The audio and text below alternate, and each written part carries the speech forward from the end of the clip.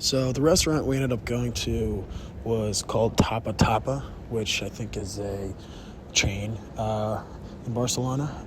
We tried to go to a restaurant called Bar Andalusia, which ended up being closed or wasn't serving food.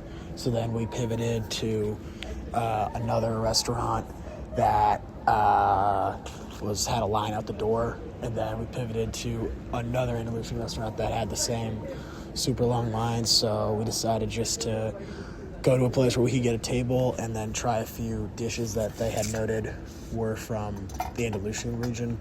So that's how I ended up at this restaurant, but I think we adapted well to the circumstances.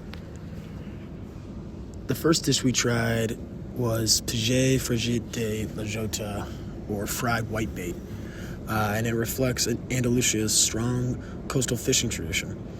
Along the Atlantic and Mediterranean coasts, especially in cities like Cadiz and Malaga, ultra-fresh fish is lightly floured and quickly fried in olive oil until crisp and golden. It's a part of the pescado frito tradition, where simplicity and freshness are key. The dish connects directly to Andalusia's geography, olive oil culture, and social tradition of sharing small plates at festivals and family gatherings. The first dish we got was calamares fritos con pimientos, which is a traditional dish from Andalusia. It consists of fresh squid rings, lightly floured and fried in olive oil, served with fried green peppers and lemon. Because Andalusia has a long coastline and strong fishing traditions, fried seafood is a big part of local cuisine. It's commonly enjoyed as a tapa, reflecting the region's social, shareable food culture. We also shared Iberian ham, which is a traditional cured ham from Andalusia, made from Iberian pigs and aged for a rich flavor. It's a cultural staple, often served thinly sliced as a tapa, representing tradition, land, and identity. So right here, I have the Dino del Puerto Sherry from Andalusia's Sherry Triangle.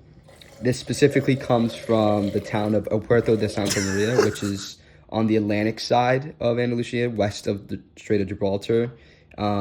It's a coastal town that has over 3,000 years of winemaking history.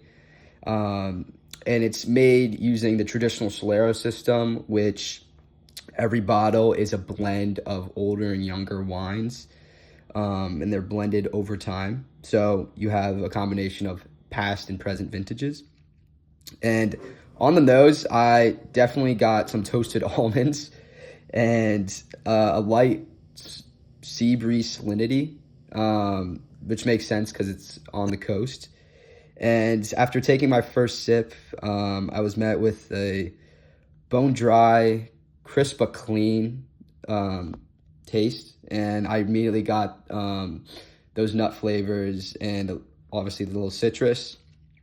And I know this is mainly paired with a lot of seafood and Iberian ham, as it being a coastal town, which we've already discussed, and the type of food that we already ate. It makes sense. I think overall I'd give it an 8.5 out of 10.